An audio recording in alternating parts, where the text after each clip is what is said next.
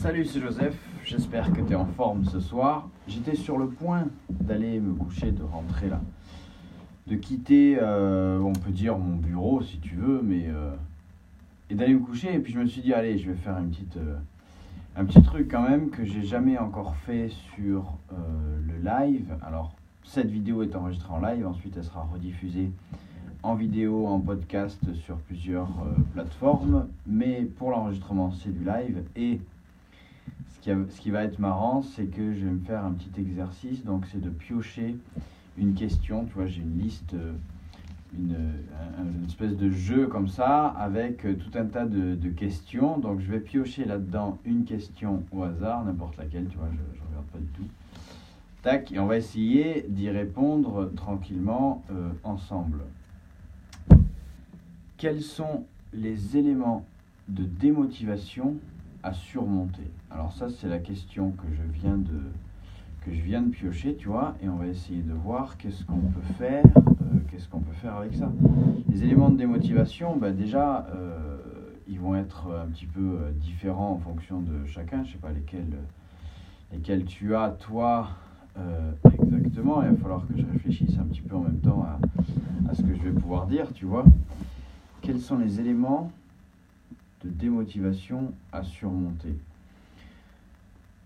Est-ce que tu as envie de faire ce que tu vas faire? Voilà, les éléments de démotivation, ça va être surtout par rapport à... Enfin, la motivation déjà, c'est quoi l'envie? Alors, les outils, ce que tu vas utiliser. La démotivation, par exemple, si on prend sur ta liste de tâches. On prend ta liste de tâches, on prend tout ce que tu as à faire là tout de suite. On va essayer de faire ça ensemble si tu veux prendre ça directement tout de suite. Et on va essayer d'en trouver la première que tu vois, que tu es en train de lire. Déjà, la façon dont c'est formulé, ce truc-là, la façon dont tu l'as formulé, ça ne te donne pas envie de le faire. Déjà, c'est la première chose, le premier élément de démotivation. La deuxième chose, c'est que c'est pas la bonne première action. Ça veut dire que tu vas prendre ce truc-là, tu vas vouloir le faire, tu vas essayer de le faire, tu vas vouloir le faire, et finalement, ça sera pas ça qu'il fallait faire en tout premier. Je vais prendre l'exemple à la con que je prends systématiquement, mais il marche pour tout le monde, donc c'est pour ça que je prends celui-là. Pour toi, si je prends un exemple trop spécifique, il va pas marcher pour toi. Donc là, je vais prendre l'exemple d'une histoire de pelouse. Tondre la pelouse. Ça, c'est un truc qui est inscrit sur ta to-do list. Tondre la pelouse. C'est vraiment le truc le plus chiant que tu puisses faire, tondre la pelouse. L'action, déjà, pour te motiver, l'action que tu pourrais marquer, c'est avoir un joli jardin. Profiter d'une belle pelouse. Profiter d'une pelouse bien rase.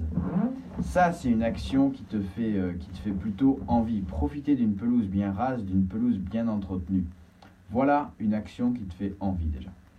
Et ensuite, le deuxième truc de démotivation qui marche pas, c'est que finalement, c'était pas tondre la pelouse, c'était pas profiter d'un jardin.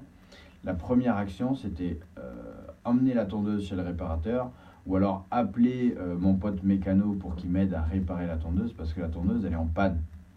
La tondeuse, elle est en panne, donc même si je me dis, allez, aujourd'hui, profiter d'un beau jardin, je démarre la tondeuse, je tonds. Ah, je vais au garage. Ah merde. Finalement, la tondeuse, elle marche pas, donc je vais pas pouvoir faire ça aujourd'hui. Boum, tout est saqué dans le truc. Donc, définir la bonne première action, déjà, c'est un élément où tu vas couper comme ça ta démotivation. Je ne sais pas si tu vois d'autres choses. Je te laisse aller dans les commentaires me dire si tu as d'autres réponses à apporter à ça. Voilà, c'était un premier exercice que je voulais faire avec toi. Essayer de voir comment on peut répondre comme ça en live à une question que je me pose tout seul. Mais finalement, c'est un peu le hasard qui me la pose au milieu de 100 questions. En tout cas, par rapport à cette première action, si tu veux aller plus loin pour savoir exactement comment tu dois rédiger, alors comment tu dois choisir tes actions, en fonction de quoi tu dois les choisir et comment les rédiger et ce que tu dois rédiger exactement pour systématiquement passer à l'action, tu trouveras dans la description de cette vidéo, de ce podcast, de là où tu m'écoutes, tu trouveras un lien, c'est un atelier 5 vidéos qui vont t'aider à savoir exactement comment du coup rester motivé, principalement par choisir ses priorités, définir ses objectifs et passer à l'action, tenir ses actions. Et je te rappelle que chaque matin, tu as plus de 15 heures devant toi. Choisis tes priorités.